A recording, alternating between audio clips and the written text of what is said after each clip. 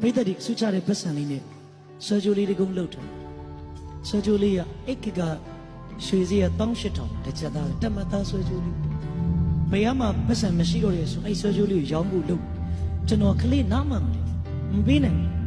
ပေးဘူးအိတ်ကိုင်းအိတ်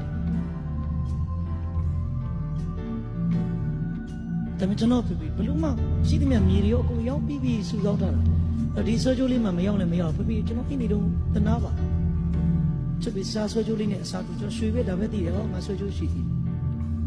မမေဈေးကူဒီလိုအချိန်မှာအသိစုကျွန်တော်ကြီးပြီးချွတ်ရောက်ပြီဩ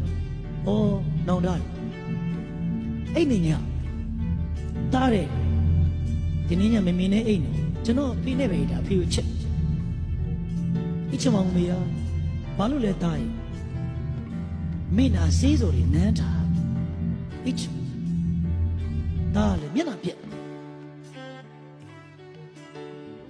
အဲ့နဲ့ကျွန်တော်အမေ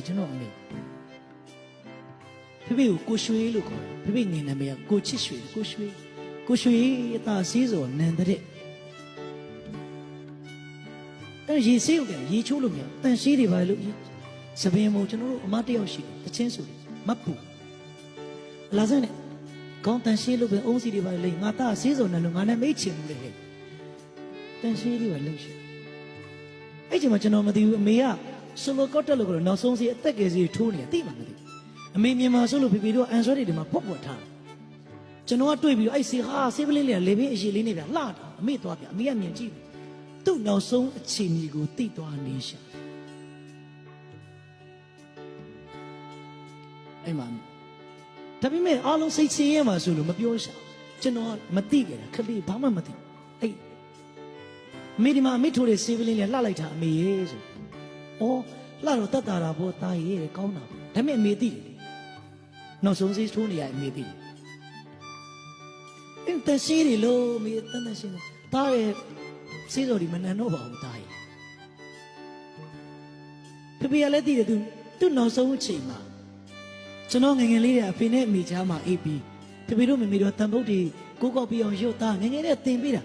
ကျွန်တော်အကန်ကောင်းတာတခုတော့ဖေနဲ့အမေချားမှာအေးနေခွင့်ရတဲ့အရွယ်ထိ